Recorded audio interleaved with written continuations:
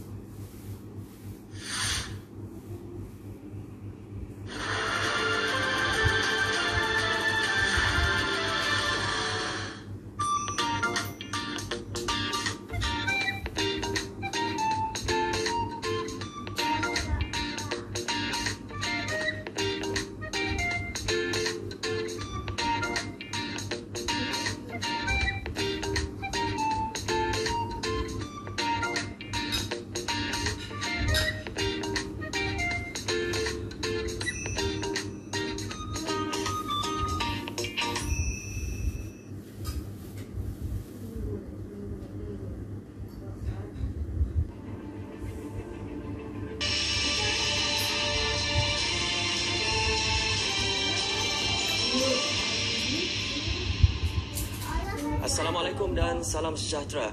Berita Pagi Sarawak bersiaran dari Studio HD Kuching bersama saya Muhammad Azizi Rahim dalam berita edisi Ahad 12 April. Kita mulakan dengan berita ini. Sarawak rekodkan 7 kes baru positif COVID-19 semalam. Menurut kenyataan media Sekretariat Jawatankuasa Pengurusan Bencana Negeri Sarawak, ini menjadikan jumlah bilangan kes di Sarawak sebanyak 334 sejak kes positif pertama dilaporkan pada 13 Mac lepas. Kenyataan itu menambah semua 7 kes terbabit dirawat di Hospital Umum Sarawak. Dalam pada itu, sebanyak 81 kes baru pesakit di bawah siasatan PUI dilaporkan dan ia menjadikan jumlah keseluruhan sebanyak 2,340 kes. Daripada jumlah tersebut, 1,774 kes adalah negatif, manakala 232 kes PUI masih menunggu keputusan makmal. Mengikut statistik, kes baru PUI yang dilaporkan ialah daerah Kuching 53, Samarahan 9, Miri 7 dan Bintulu 6 kes baru PUI. Daerah Bau, Lundu, Serian, Sarike, Meradong dan Kapit masing-masing merekodkan 1 kes. Kekurangan bekalan dan faktor logistik menjadi cabaran utama yang terpaksa dihadapi oleh pihak Jawatankuasa Pengurusan Bencana Bahagian JPBB Kapit dalam proses penghantaran bekalan makanan di kawasan seperti Merit, iaitu sebuah kawasan dalam Dun Melaga dan Parlimen Fulu Rajang. Penempatan itu terletak di jajaran Batang Rajang mempunyai 17 buah rumah panjang masyarakat Iban dan Berketan. Ahli Parlimen Hulu Rajang Datuk Wilson Ugak Kumbong menjelaskan meski berdepan kesukaran, namun kerajaan menerusi agensi terlibat berusaha memastikan rakyat di kawasan tersebut menerima bekalan makanan. Kita melepasi jeram pelagus yang sangat bahaya. Tetapi ini tidak menghalang. Dan rakyat di sini begitu bekerjasama. Biarpun mereka menunggu dan kesabaran mereka pada hari ini telah kita sampaikan bantuan. Beliau yang hadir bersama pegawai daerah Kapit, Krisologo Sabut serta petugas-petugas jawatankuasa pengurusan bencana bahagian Kapit ke Rumah Yan di Nanga Merit bagi melihat kerja-kerja pengagihan bekalan makanan kepada 17 rumah panjang di kawasan tersebut. Dalam pada itu, Krisologo Sabut meminta agar orang ramai khususnya penerima bantuan tidak menjadikan jenis barangan yang diterima sebagai satu isu besar. Mungkin dari segi barang ataupun item itu tak sama, tapi dari segi pembelian ataupun value dia adalah sama 100 semua. Oleh kerana dia berlaku macam tu, mungkin ada satu bahagian yang kita beri 15 kilo, ada yang kita beri 10 kilo, ada yang menerima minyak masak dan ada yang tidak menerima minyak masak. Tapi kuantiti barang itu sama. Pihak NADMA melalui Jabatan Kebajikan Masyarakat menurut Krisologo menyalurkan bantuan RM50 bagi setiap ketua isi rumah. Maka Ahli Parlimen Hulu Rajang Datuk Wilson Ugak Kumbong dan Adun Balaga Datuk Liwan Lagang menambah jumlah RM50 bagi melengkapkan setiap isi rumah menerima RM100. Beliau yang ditemui pemerintah RTM di Rumah Nanga Merit mengakui usaha mendapatkan bekalan barangan di Kapit sedikit sukar. Barang-barang tersebut kita tak boleh beli ataupun kita tak boleh ambil di Pasar Kapit dan kita terpaksa mengambil RM1,000 untuk mengelakkan bakalan ataupun panik daripada masyarakat lah. Itu yang pertama. Yang kedua, dari segi pengangkutan tu memang kita menghadapi kesukaran. Banyak kawasan di Kapit seperti mana terangkan dari Datuk tadi masih di luar bandar dan kita masih bergantung sepenuhnya juga kepada pengangkutan air, iaitu menggunakan kapal seperti mana yang di belakang kita inilah. Dalam pada itu, penduduk di jajaran Batang Rajang peperiksaan semester 2 matrikulasi dibatalkan. Berdepan situasi Alhamdulillah sukar untuk mendapatkan bekalan makanan termasuk ke Bandar Kapit. Ini ekoran tiada bot ekspres yang menjadi nadi utama pengangkutan di jajaran tersebut. Namun adanya sumbangan bekalan makanan yang dihantar oleh Ahli Parlimen Hulu Rajang dan Adun Balaga melalui JPBB Kapit memberikan sedikit kelegaan buat mereka. Saya sebagai membantu tidak perintah GPS tu memuaskan. Saja nak cukup, kurang, main nak cukup, tahu cenyak cukup. Nama yang bantu tu tanya orang kasih kita ada diberi orang cukup lah nya bagus. Cuma kasih langkah perintah GPS. Jadi banyak lagi kami kena kawasan Batu Arang tu. Mesti jalan ke Kapit. Bolehlah pelari Kapit. Tahu dah kulung pila orang lu pertama sama amat. Jalan. Saya berterima kasih amat ngagai perintah GPS tu. Kita lagi ngagai kami itu ke Kalimin P26 Kecil Senuga, Datuk Senuga. Kepada Datuk Balagang dua Datuk boleh bantu ke Makato maya PKP tu. Sebanyak 17 buah rumah panjang di kawasan Merit melibatkan 313 ketua isi rumah. Bekalan makanan yang dihantar menggunakan tongkang diagihkan di Rumah Yan Nanga Merit sebelum diangkut oleh tuai-tuai rumah menggunakan bot masing-masing. Lanjutan tempoh PKP tahap 3 bermula 15 sehingga 28 April merupakan langkah terbaik dalam usaha mengurangkan jangkitan COVID-19 di daerah Limbang dengan lebih berkesan. Wali Kota Majlis Daerah Limbang MDL, Kaunselor Sufian Mohad berkata, lanjutan itu memberi peluang kepada petugas barisan hadapan untuk terus berusaha membebaskan daerah itu daripada COVID-19. Jelas Kaunselor Sufian, daerah Limbang beruntung berikutan kedudukannya yang dikelilingi negara Brunei Darussalam dengan kawalan sempadan yang ketat.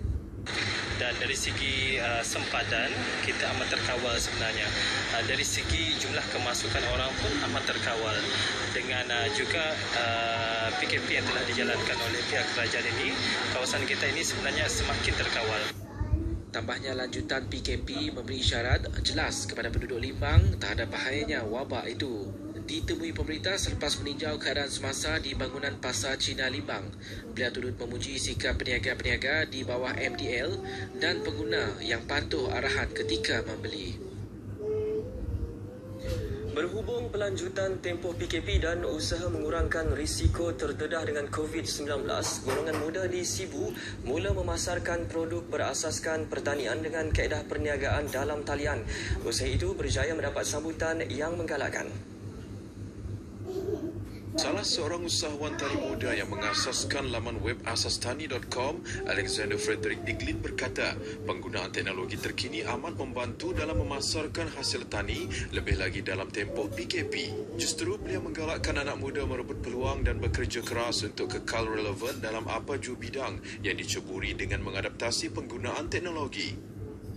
Penggunaan teknologi digital amatlah bersesuaian dalam memasarkan produk sedia ada dan boleh dijalankan melalui laman sosial ataupun melalui platform e-commerce seperti yang telah kami wujudkan di dalam laman web asastani.com. Katanya lagi, perniagaan dalam talian ini dimulakan bersama dua lagi rakannya terutamanya dalam tempoh PKP untuk menyediakan khidmat penghantaran bahan-bahan mentah dan sayuran segar ke rumah pelanggan di sekitar Sibu. Dan yang penting sekali adalah bagi menyokong PKP dalam memastikan kita bersama-sama menghentikan rangkaian COVID-19 dengan duduk di rumah. Dalam perkembangan berkaitan, tinjauan kru RTM di Sibu mendapati rata-rata masyarakat memahami dan memberi kerjasama terhadap arahan pelanjutan PKP demi kebaikan bersama. Rata-rata yang ditemui menyokong usaha kerajaan dalam mengekang penularan wabak COVID-19 dengan pelaksanaan PKP.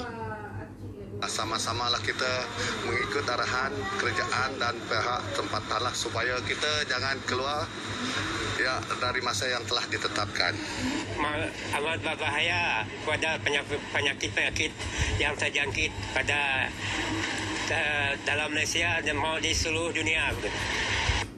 Dalam pada itu, seorang peniaga kedai runcit, Abu Seman Jaafar, turut bersyukur atas bantuan yang diumumkan Kerajaan Sarawak kepada peniaga kecil bagi menghadapi tempoh PKP yang dilanjutkan. Terima kasih banyak-banyaklah dengan Kerajaan Sarawak beri bantuan dengan kami yang berniaga kecil macam tu. Kerana kini tu susah juga lah. Peniaga pun buka pagi awal pukul 7 dah tutup. Tak, saya ada pendapatan hilal. Pusat Saringan COVID-19 di Serian menerima peralatan berupa termometer daripada ahli Dewan Undangan Negeri Bukit Semuja, John Ilus. Menurut John Ilus, dalam kenyataan medianya, ia susulan pemakluman yang diterima beliau mengenai kekurangan peralatan tersebut di pusat berkenaan. Don menambah, termometer tersebut adalah untuk kegunaan pesakit di bawah siasatan PUI yang menjalani saringan di pusat itu bagi memeriksa suhu badan mereka sepanjang tempoh menjalani kuarantin. Mereka dikehendaki mengembalikan semula termometer berkenaan ke pusat terbabit selepas selesai tempoh kuarantin. Beliau turut memberitahu pihaknya sedang dalam proses mendapatkan sarung kasut untuk digunakan oleh petugas pusat daripada sebuah syarikat pembekal alat-alat perubatan. Katanya pihak pembekal telah bersetuju untuk menyumbang sebanyak 3,000 pasang sarung kasut tersebut. Sementara itu, John berkata sebanyak 5,000 bungkusan bakul makanan telah diagihkan kepada semua kampung di kawasan Dun Bukit Semuja. Individu yang tertinggal atau tercicir menerima bantuan tersebut akan menerima agihan bakul makanan mereka dalam masa terdekat. Pejabat Pos Malaysia masih beroperasi seperti biasa sepanjang tempoh PKP ini. Dalam kenyataannya, kumpulan Pos Malaysia memberitahu waktu perniagaan disingkatkan sepanjang tempoh PKP bagi pejabat pos dan pos laju seluruh negara. Berkuat kuasa sejak 20 Mac lepas sehingga diberitahu. Bagi Sarawak khususnya, waktu perniagaan bermula 8.30 pagi hingga 3 petang pada setiap Isnin hingga Jumaat, manakala hari Sabtu dibuka pada jam 8.30 pagi hingga 1 petang. Manakala bagi memudahkan pelanggan melakukan pembayaran bil-bil utiliti, telekomunikasi termasuk pembaharuan insurans kenderaan boleh dibuat dalam talian di posonline.com.my tanpa perlu hadir ke pejabat pos berdekatan. Mengenai barangan yang masih berstatus pending, pihak pos juga berharap masyarakat bersabar dan menjangkakan sedikit kelewatan sepanjang tempoh mencabar ini. Sementara itu, orang ramai turut dinasihatkan bagi yang membuat pembelian dalam talian agar menetapkan alamat rumah untuk semua penghantaran dan bukan alamat pejabat pada masa ini. Ini berikutan penyerahan tidak dapat dilakukan ke premis-premis pejabat atau perniagaan yang ditutup semasa PKP, terutama yang kategori sebagai perniagaan atau perkhidmatan non-esensial. Sekian berita pagi Sarawak. Terus setia bersama kami, jenama media paling dipercayai di Malaysia. Selaras dengan Perintah Kawalan Pergerakan, stay at home, duduk di rumah, jangan keluar. Saya Muhammad Aziz Rahim, salam hormat.